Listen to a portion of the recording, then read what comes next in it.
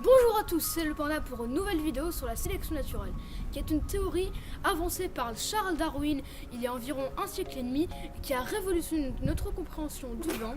Bien sûr, avant de se jeter à l'eau, il faut quand même comprendre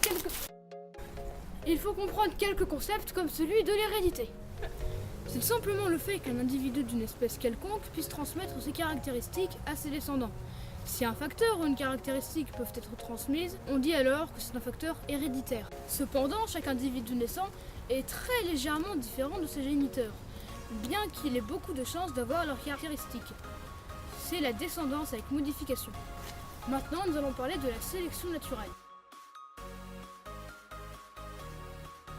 Cette espèce était constituée de deux sortes d'individus, les individus noirs et les individus blancs. Mais lors de la révolution industrielle, les individus noirs étaient mieux camouflés, car les plaines étaient recouvertes de charbon. Les individus blancs, tant qu'à eux, furent plus vulnérables à l'attaque des prédateurs. Et donc, au fil des générations, il ne restait plus que des individus noirs. Comme le disait Charles Darwin, la sélection naturelle, c'est la préservation des variations favorables dans la lutte pour la vie et le rejet des variations préjudiciables. Autrement dit, les individus avec les caractéristiques les plus propices au développement de la vie auront donc plus de chances de se reproduire et donc de faire évoluer l'espèce.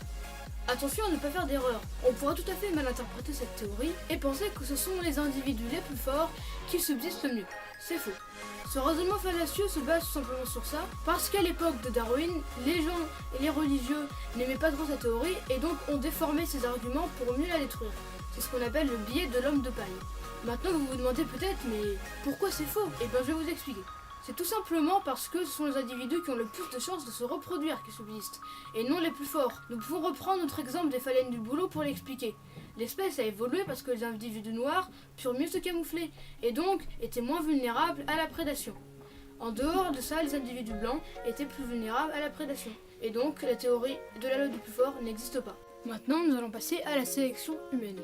C'est le même principe, sauf que cette fois, cette sélection, le principal facteur évolutif est l'action de l'homme. Imaginons que vous avez deux chats. Vous les faites s'accoupler. Si vous voulez avoir des chats très mignons, vous allez donc sur une portée de 5 chatons, sélectionner le plus mignon.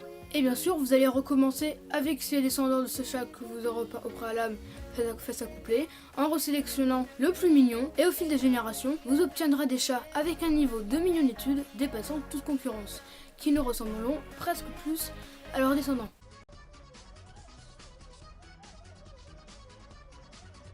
Plus sérieusement, c'est exactement ce qu'il s'est passé avec les chiens. Au début, c'était des loups qui ont peu à peu été domestiqués par les hommes pour donner au fil des générations les chiens qu'on connaît. Et ce qui est le plus impressionnant à voir, c'est que chaque race de chiens est en fait des loups qui ont évolué avec les propres critères de sélection des humains. Bien sûr, on peut aussi citer les cochons, les chats et tous les animaux d'élevage qui ont à chaque fois été sélectionnés en prenant les spécimens les plus productifs ou ceux qui donnaient le plus de lait, ceux qui étaient le mieux pour la viande, ce qui a donné les différentes variétés d'animaux d'élevage qu'on connaît. On peut également faire ça pour les plantes. J'en ai pas parlé dans ma vidéo, mais les principes que j'explique valent aussi pour les plantes.